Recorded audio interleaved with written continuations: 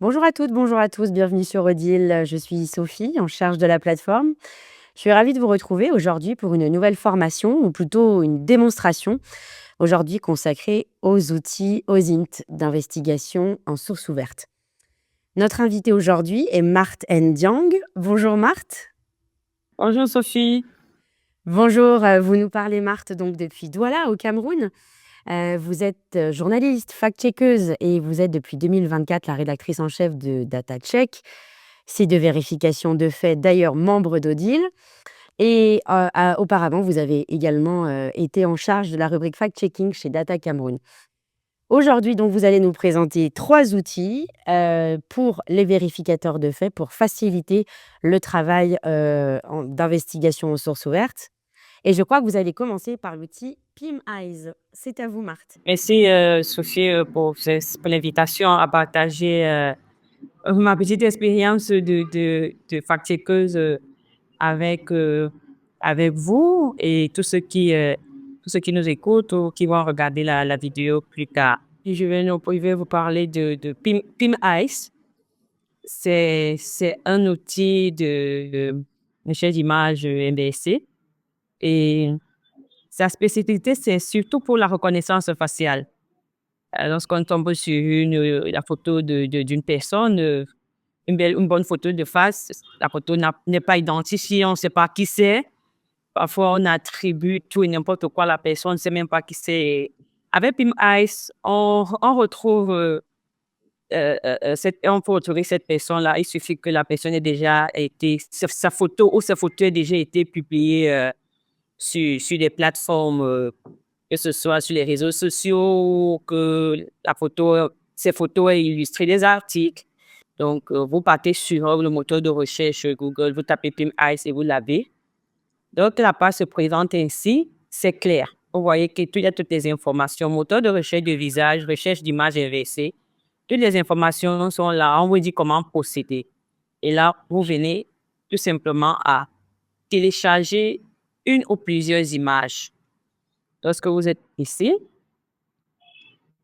toutes les informations attendues sont également là. Cliquez pour télécharger des photos ou déposer au courrier. Ça dépend de vous. Vous pouvez prendre directement la photo. Si c'était pour ma propre recherche, pour retrouver peut-être des articles où il y a ma tête ou ma photo, je peux prendre directement la photo. Je pars sur le bureau, les images téléchargées. On clique pour télécharger des photos. Maintenant, on procède à la recherche. On gère des photos logées dans le téléchargement. Allons-y. On télécharge l'image et on attend. Vous voyez, vous allez vous rendre compte que c'est en train de chercher. Et on clique ici. Commencer la recherche. La recherche se poursuit. J'attends patiemment les résultats. Voilà les différents résultats. J'ai pris l'exemple d'une de mes photos à moi. Je vais pas prendre une autre. Et là, vous pouvez retrouver les différents sites où j'apparais, que ce soit AF Cameroun, ADC Cameroun, Odile. Et là, maintenant, si je suis une personne inconnue au fact-checker qui voudrait savoir qui je suis, il suffit de suivre les différents liens. Un de ces liens va renseigner sur qui je suis. Vous voyez par exemple cette photo, vous voyez mon curseur. Je suis dans une foule, mais l'outil a pu quand même me repérer là avec mon sourire. Dans toutes les photos où j'apparais, que ce soit sur les réseaux sociaux, sur des sites reconnus, des articles qui ont utilisé ma photo, une de mes photos pour illustration, sont là. En suivant juste le lien, vous retrouvez qui est la personne inconnue jusque-là pour vous. PimEyes est partiellement payant. Ça veut dire que jusqu'à la version où j'étais, télécharger la photo, avoir les premiers résultats là, c'est gratuit. Mais lorsqu'on va pousser la recherche, ça devient payant. Mais à partir d'ici, on a déjà pas mal d'informations. Donc, je vais prendre l'exemple. Je clique au hasard. Vous voyez maintenant comment ça s'affiche. Ouvrez le site avec toutes ces informations ici. Ouvrez le site. Pour continuer maintenant ici, il faudra avoir la version payante de Pim Ice. Pour continuer à partir d'ici, dès qu'on a cliqué sur la photo, on voudrait aller sur le lien, sur la page, le site, ou je ne sais pas moi trop, qui a publié cette photo. Là, on va vous demander de payer. C'est ça, en fait. Mais jusque-là, jusqu'avant cette étape-là, tout est gratuit. Et même avec déjà cette première étape, on peut déjà avoir les informations sur la personne recherchée. Justement, alors en quoi ça peut être utile pour les vérificatrices et les vérificateurs de faits, cet outil? C'est important pour les vérificateurs de faits parce qu'il y a des fois l'image qui circule. Par exemple, quelqu'un peut prendre mon image, m'attribuer ce que je ne suis pas, et dire que j'ai kidnappé un enfant ou bien je fais dans le trafic des bébés, par exemple, et ma photo circule abondamment. Quelqu'un qui veut avoir le fin mot de l'histoire va chercher à savoir qui est cette femme déjà. Donc, en utilisant Pim Eyes, par exemple, tu vas retrouver ma photo et grâce aux différents liens rattachés à ma photo, comme vous les avez vus là, tu vas pouvoir savoir que Martin Dian est connu de DataCheck. Martin Dian est connu d'Audit et tu auras même véritablement mon nom. Tu auras même la structure pour laquelle je travaille et là mes coordonnées pour pouvoir entrer en contact avec moi et peaufiner ta vérification. Et là, tu auras ma version, tu auras des éléments concordants pour dire que non, contrairement à ce qui a circulé, Matt n'est pas une trafiquante d'enfants. C'est une journaliste factiqueuse bien établie qui travaille à Douala, connue de tous. Et vous pouvez même la retrouver à quel endroit. C'est ça, en fait. Et là également, ça rattrape les tricheurs. Si par exemple, quelqu'un avait publié sa photo il y a 10 ans, il y a peut-être 10 ans, j'ai publié une de mes photos en me faisant passer pour ce que je ne suis pas, grâce à PimAs aujourd'hui, quelqu'un va me retrouver avec ces déclarations d'hier où je ne pourrais pas me dédouaner parce que ma photo sera bien là ou ma vidéo pour montrer effectivement que je suis la même personne. Et c'est valable pour les gens qui changent d'identité et croient se cacher. Hier, tu t'appelais Agathe Moreno. Aujourd'hui, tu te fais appeler Martin Dian. Avec ça, on va se rappeler, on va retrouver la même personne. Je dis que, mais attention, tu as dit il y a 10 ans que tu étais Agathe Moreno, mais comment est-ce que, avec les éléments là, ça te rattrape en fait? Oui, donc c'est un outil qu'on peut tout à fait utiliser aussi pour l'investigation, par exemple, Tout à fait. d'autres principes. Tout à fait. Ce sont des outils qui ne sont pas seulement, c'est pas un outil qui est seulement utilisé par nous, les journalistes factiqueurs, hein. Même les enquêteurs les utilisent. Très bien. Est-ce qu'on a fait le tour sur Pim Ice? Est-ce que vous voulez passer, Marthe, à un autre exemple ou vous aviez encore quelque chose à nous montrer sur Pim Eyes? Tout ce que j'ai envie d'ajouter, c'est que c'est un très, très bel outil de recherche d'image inversée. Que vous utilisez, vous, chez DataCheck? Oui, on l'utilise énormément chez DataCheck. Je vais vous confier quelque chose, je suis un peu tombée amoureuse de Pim Eyes.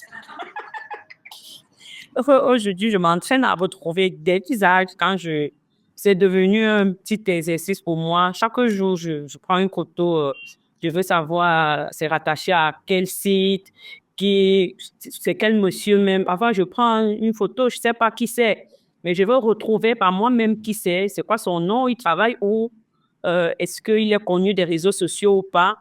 Oui, en fait, ou bien est-ce que sa photo a déjà illustré un article ou pas. Oui, en fait, j'aime énormément cet outil que je conseille. Et dans le cadre de recherche sur des parcours de personnes, est-ce que l'outil prend en compte aussi les changements physiques, notamment le vieillissement? Oui, tout à fait, parce que quand vous regardez les photos, si vous avez prêté attention, quand j'ai partagé l'écran, je peux même revenir dessus. On voit Marthe avec, à différents stades de sa vie, de sa transformation, on va dire. Voilà. C'est pas, voilà, comme je mets le curseur ici, quand je suis en casquette là, je suis nettement plus jeune qu'ici. la deuxième photo ou la troisième photo. Mais on va dire, maths à ses différentes, à différents niveaux. Donc, ça retrouve, il suffit qu'il y ait des traits. Ça, c'est certainement plus technique parce que c'est un problème certainement de technicité. L'outil est conçu de telle enceinte que ça va reconnaître peut-être la forme des yeux, la bouche et tout, même si c'est que la, la personne a un tout petit peu changé au fil des années. Très bien, bah, merci pour toutes ces précisions sur cet outil, Marthe. Alors, quel est le deuxième outil que vous vouliez nous présenter? Le deuxième outil dont je voulais qu'on parle, c'est Google Lens. Et je voudrais qu'on parle de Google Lens. Je le conseille également, surtout aux débutants, ceux qui commencent la vérification des faits. Dès qu'on tape le moteur de recherche Google, on va avoir ça. Et les gens ne se rendent pas souvent compte que c'est là à côté. Là où je mets mon curseur là, c'est ce petit, c'est ce qu'il y a comme si c'était l'émoticône. Bref, une image d'appareil photo. Tout le monde a ça. Donc, pour ça, je conseille souvent ça à ceux qui débutent. Et quand ils découvrent ça, ils disent que, ah, mais c'est à portée de main. Je dis que oui. Alors, avec ça, on fait la recherche également. C'est pour la recherche d'images inversées. Pour retrouver des photos dans leur contexte. Est-ce que la photo a même déjà été publiée ou pas, par qui, et pourquoi pas son auteur. Donc, voici comment généralement sur la page, ça se présente. C'est ça, c'est que ça démarre. Lorsqu'on est là, comme on peut sur le monde, on vient sur cette image qui représente un appareil photo. Et directement, lorsqu'on pose le curseur dessus, ça nous dit recherche par image. On clique dessus et voilà comme la suite. On nous fait des propositions, fait glisser une image ici ou télécharger un fichier ou coller le lien de l'image. Bon. Ce que je conseille, ce qui est un plus, je veux dire, facile, c'est qu'on a déjà téléchargé la photo qu'on veut vérifier. Elle est sur notre bureau ou dans les téléchargements. On la télécharge. Voilà, par exemple, celle-ci, cette image. On attend et on aura les résultats. Voilà les premiers résultats que nous obtenons. Malheureusement, quand je vais prendre le temps, et c'est par là que notre travail est souvent un travail, comme on aime le dire, de fourmi, un travail minutieux, parce qu'il faut que je passe en revue toutes les photos en résultats que j'ai obtenus. Je scrolle, je dois regarder, pour me rassurer s'il y a des similitudes ou pas. Et là, je me rends compte que toutes les photos que je suis en train de balayer, il n'y a aucune similitude. Donc, aucune des photos que j'ai en résultat ne montre la photo de base que je veux retrouver. Lens nous propose donc ceci. Si vous voyez bien, il y a un cadran. Il y a un cadran là, comme si on voulait rogner la photo. J'enlève donc tout ce qui est à côté parce qu'il y a un texte qui accompagne. Peut-être on va se dire, le texte est en train de tronquer ma vérification. Il est dit Garoua Boulay, des Chinois présumés trafiquants d'êtres humains, tués par la fureur des populations. Leurs complices et certains d'autres ressortissants chinois impliqués seraient en cavale. En fait, c'est ça qu'on est en train de vérifier et il faut se rassurer que les photos, l'image là, correspond au texte qui accompagne. Jusqu'ici, on n'a aucun résultat probant. Grâce à ceci, vous allez voir, je disais, on va faire comme si on rognait. Ça veut dire qu'on enlève totalement le texte pour ne garder que l'image. Ça. Et on attend encore. On essaie de centrer notre recherche. On ne dit pas de résultat. Des fois, ça arrive et on continue. On peut le faire même avec le texte. aucun résultat toujours. Et quand ça arrive comme ça, soit c'est un problème de connexion ou alors on n'a pas affiné notre recherche. À ce moment, si on ressort totalement et on reprend la vérification, on reprend l'image. C'est pour ça qu'on dit que notre travail, ça prend du temps parce que parfois sur une seule photo, on peut passer une journée. Mais bon,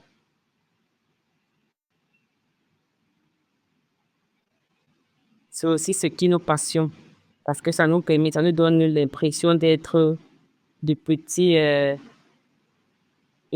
vrais enquêteurs, de vrais inspecteurs. On s'imagine même être des petits Colombo. On le voit, Marthe, en fait, c'est même si les outils sont performants, mais il faut pas se décourager, en fait, parce qu'on trouve pas un résultat. Je vois que vous vous découragez pas, vous continuez. Oui, voilà, vous voyez, tu m'entends, j'ai repris et là, les résultats sont là. Tu vois, tout à l'heure, on a fait le même exercice. On m'a dit aucun résultat. J'ai recommencé. Voilà, j'ai centré, j'ai enlevé le test en grognant grâce à ce cadran. Et j'ai plus d'images qui renvoient à la photo de base que je cherche. Voilà, par exemple, voilà mon curseur, il y a un résultat ici. C'est la même image, n'est-ce pas? Vous-même devez vous rendre compte que c'est la même image. C'est la même image ici. Ça veut dire que parmi toutes les photos que j'ai en résultat, il y a au moins, et je vais passer tout en revue, hein, tout en revue. Je vais tout regarder, je vais tout scroller.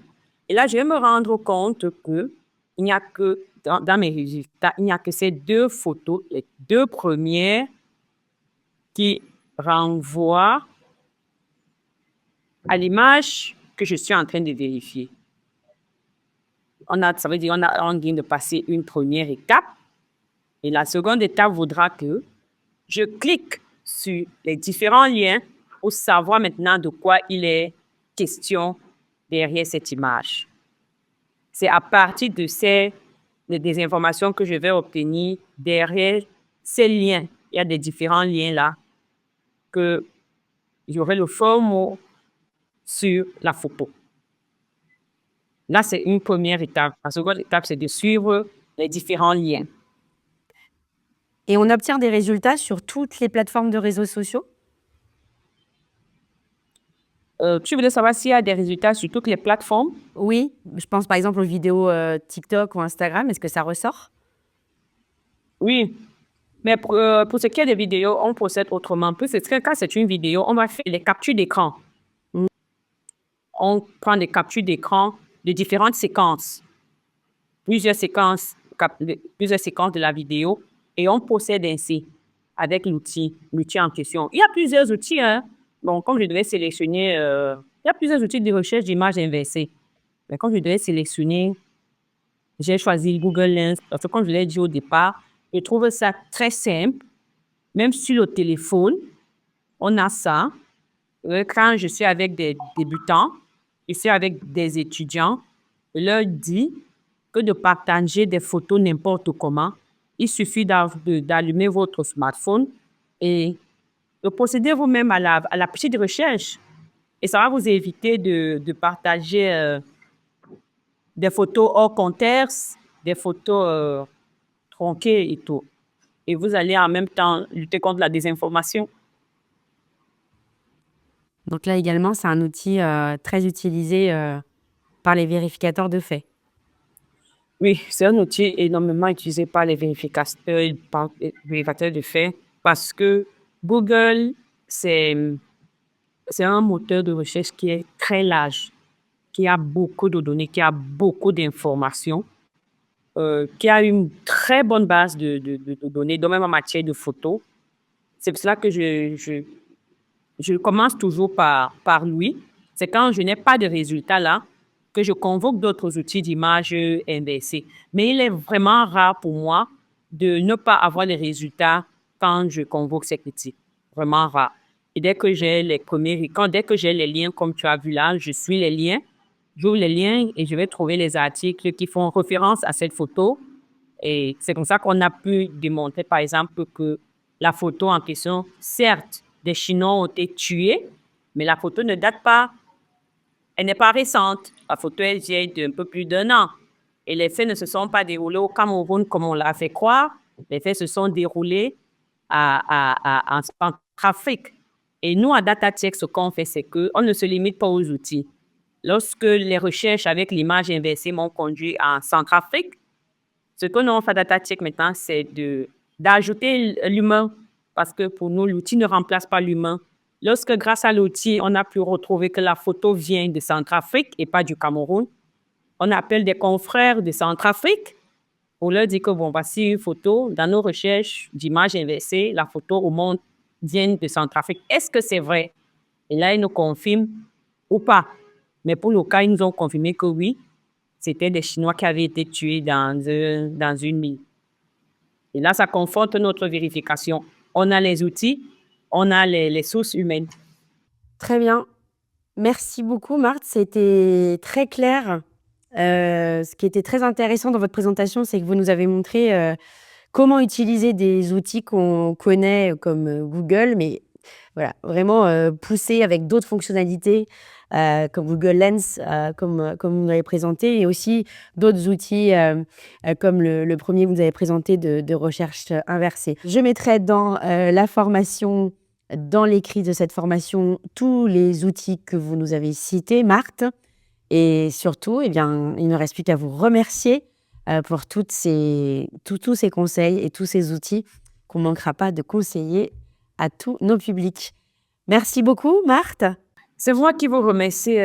C'est toujours un plaisir d'avoir des espaces pour partager ma petite expérience de fact-checkeuse et de manipulatrice d'outils d'OSINT avec d'autres personnes, notamment avec ceux qui débutent ou ceux qui ne sont pas du tout habitués à ces outils, qui de loin, ils pensent que ce sont des outils très techniques et qui ils ne peuvent pas les manipuler. C'est bien de leur montrer comme ça à travers une démo comme celle-ci que si je peux, et également ils peuvent.